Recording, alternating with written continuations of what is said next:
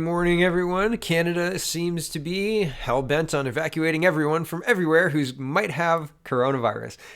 Reuters is reporting Canada to evacuate passengers from virus-hit Diamond Princess cruise ship. And I'm not going to get into that one. It's just an update on the virus. Here is Stephen Chase, and he's reporting on how, and this is Globe and Mail's Ottawa Bureau chief, or Ottawa Bureau, and he's saying, high praise for Xi. Beijing's account of Champagne Wang meeting on February 14th in Munich says Champagne told Wang, quote, the Canadian side admires the outstanding leadership of President Xi Jinping and the Chinese government in the fight against the epidemic. And there's a link to that. And here's the next little bit of virus news. Don't let a good crisis go to waste, says Canadian political people. CBC News is tweeting, Canada has sent 16 tons of personal protective equipment to China, which officials say has improved relations between the two countries. Oh, yay.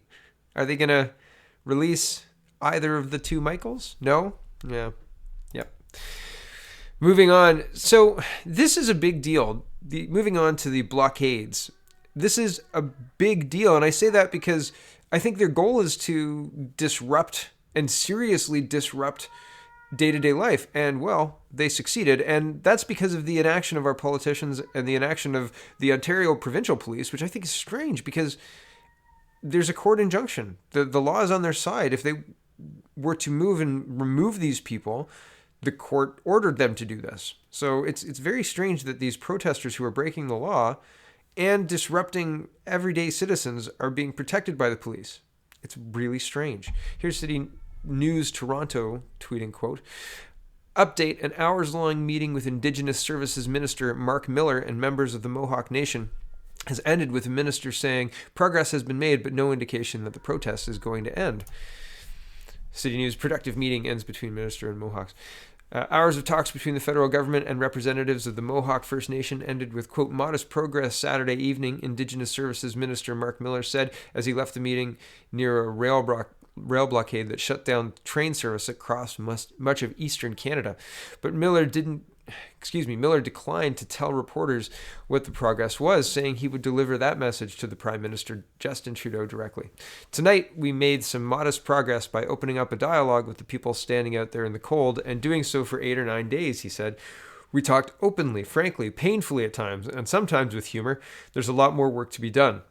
The focus, Miller said, was firmly on the natural gas pipeline that crosses Wet'suwet'en territory in northern British Columbia and is opposed by their hereditary chiefs. Again, I say, hereditary chiefs are not elected chiefs, and these guys stood for election and were not elected. So did they have power? 80% of the Wet'suwet'en people elected and support these pipelines, elected the chiefs who agreed to the pipelines, and 80% support the pipelines. So why are we giving less than 20% of people this much say in shutting down Canada? It makes zero sense. And playing this like it's like they have some legitimacy because they're hereditary chiefs is false. They don't have any legitimacy. They're not leaders. Any leader worth their salt knows when they've lost an election, right? Like hereditary chiefs. Since when does the power pass from father to son? And that's A-OK with all you woke leftists, you morons. Anyway, moving on. He said, in the article, he said there are steps the federal government needs to take to resolve the blockade on the Mohawk territory near Belleville, Ontario, which was in its 10th day on Saturday. They're easy. No one said they were. He said the underlying issues did not arrive yesterday. They've been present in the community for hundreds of years. Miller requested the meeting to polish the silver covenant chain, which Mohawks say refers to one of the original agreements between the First Nation and the Crown. Okay, I want to address the hundreds of years. Everybody understands that Canada is 150 years old, right? And Canada wasn't inhabited fully by First Nations people. There were places in Canada that were inhabited independently by different First Nations people, but it wasn't a one unified country, right? People claim, I think the settlers thing is interesting. I saw lots of fire on one side, fire on the other. I just think it's completely crazy and just miscasting the reality of what happened, right? Like, it's not like Toronto was a big suburban Six Nations city and then European settlers came in, took it over, and then boom, we've got Toronto of 1990. Like I think that's what people think, and that's just not what happened. Like it is false, right? There was a lot of trade in between. There was a lot of the communities grew together. I mean, the shocking thing is the amount of change that's happened since the 1980s to now. I mean, look around. Goodness me. Anyway, regardless of all that, hundreds of years? Okay. They didn't arrive yesterday. They've been around for hundreds of years. Hundreds of years before the settlers that are decried every day by woke teenagers are it's so ridiculous. Hundreds of years before. Ugh, just so dumb. Anyway, back to this. As he arrived in the Mohawk Territory some 9 hours before his meeting would end, Miller said the blockades have been divisive. All of Canada is hurting, he said. The economy is slowing down. Everyone knows the reports about supply shortages, but we can't move forward without dialogue. Okay, the economy is... The people, you're telling them they're winning. That's exactly... Like, when you say the economy is slowing down, please ease up. They say, okay, well, we want the economy to slow down. I think that they don't realize that they shop in the same stores that all the other people do, and the prices are going to increase for them too. But hey, whatever, right? Woke leftists, they're just blind to the reality of things. And then they'll probably blame other people again when the prices go up. Back to this. CN obtained a court injunction to end the demonstration on February 7th, but the Ontario Provincial Police have not enforced it. An injunction in BC was enforced earlier this month by the RCMP to give Coastal GasLink access to a work site for pipelines, which is part of a $40 billion LNG Canada export project in Kitimat. Coastal GasLink has signed agreements with all 20 elected band councils along the pipeline route. However, Wet'suwet'en hereditary chiefs assert title to a vast 22,000 square kilometer area and say band council only have authority over reserve lands. A growing number of business leaders and industry groups called for government or police intervention in the shutdowns, and federal conservative leader Andrew Scheer took up the cry on Friday. Prime Minister Justin Trudeau said the disruptions must be resolved through dialogue, not by ordering in the police. He acknowledged the difficulties the blockades have caused for travelers and businesses, but he said the federal government has no plans to make the RCMP dismantle them.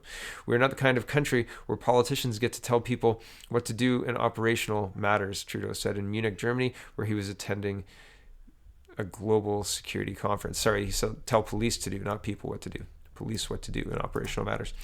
We are a country that recognizes the right to protest, but we are a country of the rule of law, and we will ensure that everything is done to resolve this through dialogue and constructive outcomes. Alberta Premier Jason Kenney maintained his criticism of the protests. Quote, fascinating to see champions of wokeness suddenly embrace hereditary patriarchy as a preferred governance model, he tweeted. Yeah, and I mean, it's just smacks of hypocrisy, right? Here's the Huffington Post saying, the Canadian economy will be significantly weaker than expected, Parliament watchdog says.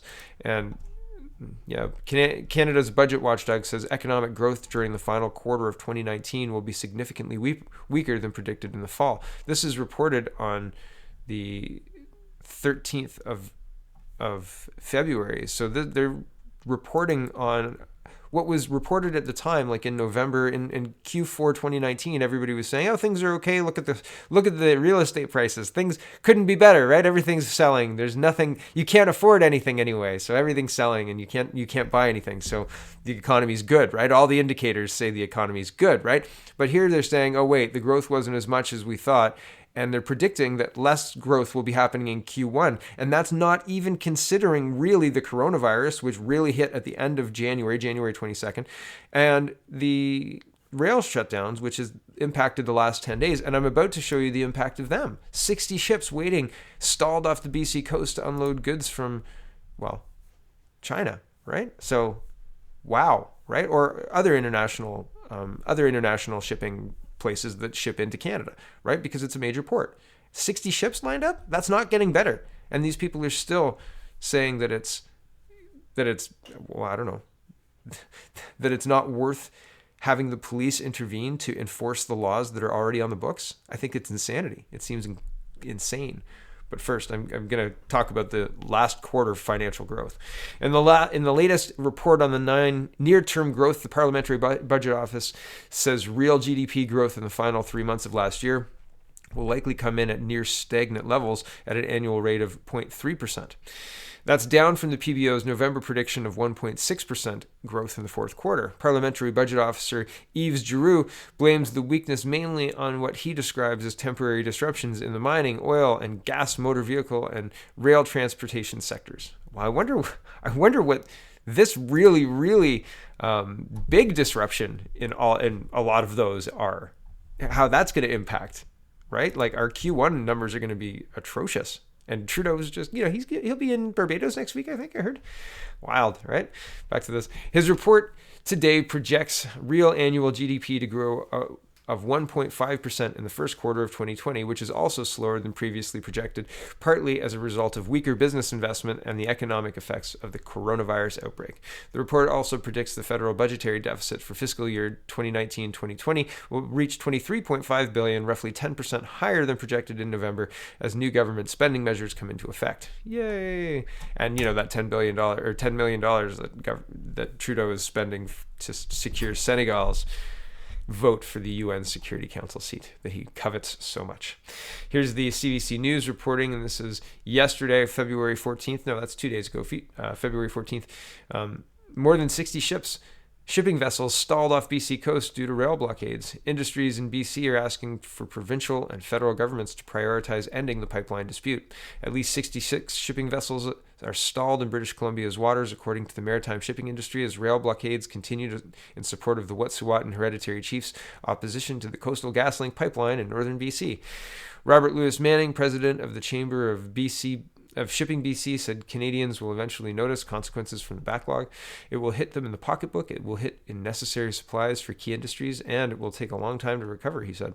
The vessels move commodities like consumer goods, food, and raw materials between Canada and international destinations. The Chamber of Shipping, along with the BC Maritime Employment Association and the BC Maritime Terminal Operations Association, issued a joint statement Friday calling on the province and federal government to de-escalate tensions and remove blockades.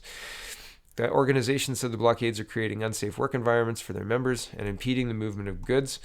Louis Manning said there are 48 vessels anchored in Vancouver and 18 in Prince Rupert waiting to get those into those ports to either unload or pick up goods. Those lineups are only going to increase. Of course, ships are continuing to arrive, he said. Eventually, there will be no space and they'll be waiting off the coast of Canada, which is a situation we'd like to avoid. A rail blockade near Belleville, Ontario, continued into its 9th day on Friday, which has resulted in CN and Via Rail stoppages. And there's lots more to this story as well, but it seems, just kind of more of the same. The Auditor General is going to scrutinize Trudeau's government $187 billion infrastructure program. This is a short little article. I don't know that we need to read all that much of it. Basically, $187 billion is kind of being locked up by mismanagement and the inability to actually get the money out. I'll just read this. It says, a promise to undertake a massive infrastructure investment was the centerpiece of the Liberals' election platform in 2015, intended to boost the economy and create jobs. However, several reports by the Parliamentary Budget Officer have since found that the money is not getting out the door as quickly as intended. And a Senate committee warned in 2017 that the sprawling program is unfocused and overly complicated, with 31 different departments responsible for doling out the funds. Ouch, that's a lot. That's a lot. And the last bit of news for this morning, and it's just about Iran. They still haven't given us the black box as of yesterday evening. So City News Toronto says it's a critical component of air crash investigations, but Iran still won't turn over the black boxes from a plane it shot down.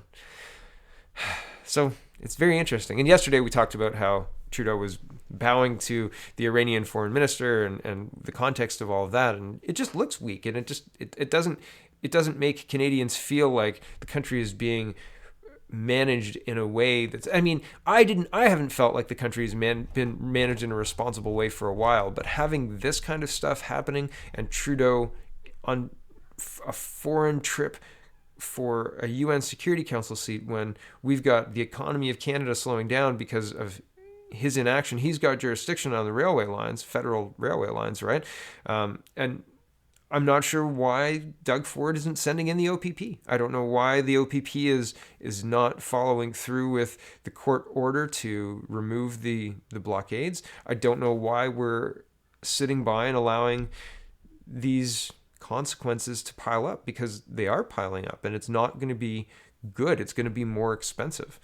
It's it's not a positive thing for Canada. And these people are not solving a problem in the way that Canadians expect problems to get solved, and yet it's being almost celebrated in the press. And the actual structure of the governance of the Wet'suwet'en people, the elected chiefs, the population that supports the pipeline, that wants the jobs, they're being ignored in favor of pushing this fantasy, right? And of ensuring that if the police do act, there'll be 3 or 4 days of incredulous reporting about how dare they, we have a right to protest, et cetera, et cetera. Well, yeah, right up until you're stopping people from crossing bridges that are paid for with taxpayer money, or stopping people from driving down highways, or have 60 ships piling up because we can't get our rail lines to function properly. This is critical infrastructure, right? This isn't even stopping the 401 for a morning. Could you imagine that? This is stopping the 401 for a week. No, right? At some point, somebody has to do something. And at this point, it looks like the somebody who has to do something is Trudeau. And it doesn't look like he's going to do anything anytime soon. Maybe Ms. Freeland will weigh in on it. Maybe they'll have a breakthrough in negotiations on Family Day. Not likely. Thanks for watching, everybody. Check out CanadaPoly.com, CanadaReport.co, and have a wonderful, wonderful